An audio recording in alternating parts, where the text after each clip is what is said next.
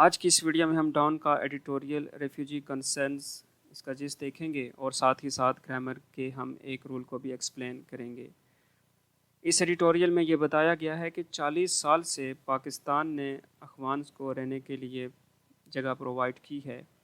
अब ये 40 साल कौन से हैं? 1979 से ऑनवर्ड। फिर दूसरी बात यहाँ पे ये की गई कि जो करंट अफ़गानिस्तान में क्याटिक सिचुएशन है, इसकी वजह से एक न्यू पॉसिबिलिटी क्रिएट हो रही है। और वो न्यू पॉसिबिलिटी क्या है कि बहुत सारे अफ़गान्स पाकिस्तान में दाखिल हो सकते हैं। अब पाकिस्तान का क्या स्टांस सामने आया है? पाकिस्तान ने ये कहा कि वो मज़ीद अफ़गान्स को अकोमोडेट नहीं करेगा। और दूसरी बात पाकिस्तान ने ये कही कि जो न्यू अराइवल्स हैं, जो फ्रेश अराइवल्स हैं, उनको Pakistan as a refugees treat नहीं करेगा, बल्कि as externally displaced Afghans treat करेगा। अब क्या डिफरेंस है रेफ्यूजीज़ एंड एक्सटर्नली डिस्प्लेस्ड में? रेफ्यूजीज़ वो होते हैं जब वो एक कंट्री से दूसरी कंट्री में मूव करते हैं और इवेंचुअली दूसरी कंट्री में ही रहते हैं। एक्सटर्नली डिस्प्लेस्ड इंडिविजुअल वो होते हैं जब वो एक कंट्री से दूसरी कंट्री में मूव करते हैं तो इवेंचुअली उन्हें अपनी ओरिजिनल कंट्री में वापस जाना पड़ता है। अब पाकिस्तान ने ये कदम क्यों उठाया? पाकिस्तान ने ये कदम इसलिए उठाया कि इसकी वजह से पाकिस्तान के अंदर लॉ एंड ऑर्डर डिस्टर्ब होता है और इकोनॉमिक प्रॉब्लम्स भी पैदा हो रही हैं। सो रिकमेंडेशंस क्या हैं? राइटर ने ये बात कही कि बेस्ट ऑप्शन गवर्नमेंट के लिए यही है कि वो बॉर्डर के करीब कैंप्स लगा लें और अफ़गान्स अराइवल को वहीं पे ही अकोमोडेट करें। और फिर सेकेंडली यहाँ पे ये बात की गई कि जो एक्सटर्नली डिस्प्लेस्ड अफ़गान्स हैं वो अगर आ जाएं तो इंटरनेशनल कम्युनिटी को पाकिस्तान के साथ मिलकर उनकी फ़ूड के लिए और उनके हाउसेस के लिए काम करना चाहिए। और एट द एंड ये बात कही गई कि जो काबुल गवर्नमेंट है उसे एक पीस डील फाइनलाइज कर लेनी चाहिए तालिबान के साथ, ताकि कंट्री के अंदर पीस कायम हो सके। तो ये था आज के एडिटोरियल का जिस्ट। अब हम ग्रामर का रूल डिस्कस करेंगे। देखें यहाँ पे दो स्टेटमेंट्स दी गई हैं। स्टेटमेंट्स आपको उस वक्त समझ आती हैं जब आपको पता हो कि सेंटेंस के अंदर सब्जेक्ट क्या है और प्रेडिकेट क्या है। अब सब्जेक्ट डिसाइड करने के लिए, प्रेडिकेट डिसाइड करने के लिए आपको सब्जेक्ट की डेफिनेशन पता होनी चाहिए। देखें, सब्जेक्ट वो होता है which is under our attention.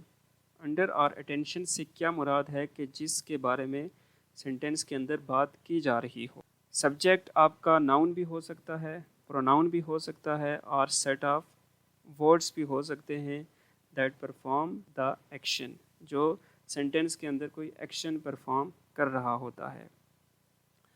Secondly आपको प्रेडिकेट के बारे में भी पता होना चाहिए। प्रेडिकेट वो पार्ट होता है जो आपको इंफॉर्मेशन दे रहा होता है सब्जेक्ट के बारे में। प्रेडिकेट पार्ट वर्ब पार्ट से शुरू होता है। और यहाँ पे एक ट्रिक मैं आपके साथ शेयर करता चलूँ कि सब्जेक्ट कैसे डिसाइड करते हैं सेंटेंस के अंदर। देखें, उस ट्रिक को समझने के लिए आपको प्रपोजिशनल फ्रेज़ के बारे में पता होना चाहिए। प्रपोजिशनल फ्रेज़ जो होता है वो कम्बिनेशन होता है किसका? एक प्रपोजिशन का और नाउन का। और जो प्रपोजिशनल फ्रेज़ होता है वो आपका सब्जेक्ट नहीं होता। अब इन तमाम बातों को हम अपनी स्टेटमेंट्स में देखेंगे कि कैसे हम डिसाइड करेंगे कि सब्जेक्ट क्या है और प्रेडिकेट क्या है। देखें, यहाँ पे स्टेटमेंट है as Afghanistan slips back into chaos with a rapid Taliban advance. अब देखें, यहाँ पे ये आपका इनटू प्रपोजिशन है और इनटू के बाद ये जो है ये पूरा क्या हो गया? आपका एक प्रपोजिशनल फ्रेज़ हो गया। तो ये आपका सब्जेक्ट नहीं हो सकता, ये आपने रिमूव कर दिया। फिर विद आपका क्या आ गया? प्रपोजिशन आ गया और ये पूरा आपका क्या हो गया? प्रपोजिशनल फ्रेज़ हो गया। तो ये भी आपका सब्जेक्ट नहीं हो सकता। अब आपके पास क्या बचा? Afghanistan slips back. तो हमने पढ़ा था कि सब्जेक्ट जो होता है वो नाउन हो सकता है। अब देखें, अफगानिस्तान क्या है? अफगानिस्तान यहाँ पे नाउन है, तो यहाँ पे अफगानिस्तान क्या होगा? आपका सब्जेक्ट हो जाएगा। और आपको सब्जेक्ट के बारे में क्या इंफॉर्मेशन मिल रही है, देखें स्लिप्स बैक, तो इट मीन्स कि जो स्लिप्स बैक है ये आपका प्रेडिकेट पार्ट हो गया। तो ये अफ़गानिस्तान आपका सब्जेक्ट पार्ट और स्लिप्स बैक आपका प्रेडिकेट पार्ट हो गया।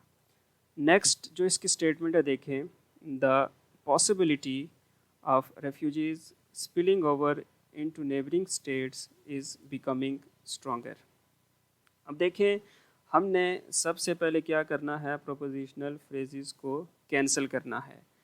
यहाँ पे देखें आपका प्रपोजिशन है और इसके बाद ये जो आपका पूरा पार्ट है ये आपका प्रपोजिशनल फ्रेज़ हो गया।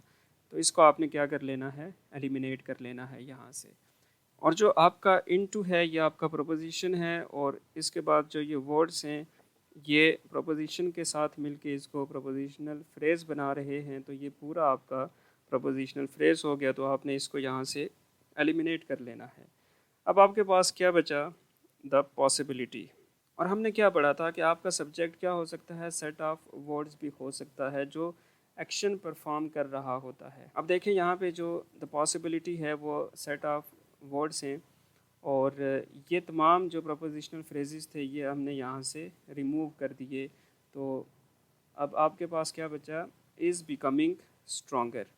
तो ये आपका कौन सा, इज़ वर्ब से शुरू हो रहा है, यह आपका प्रेडिकेट पार्ट हो गया, इज़ बिकमिंग स्ट्रॉन्गर।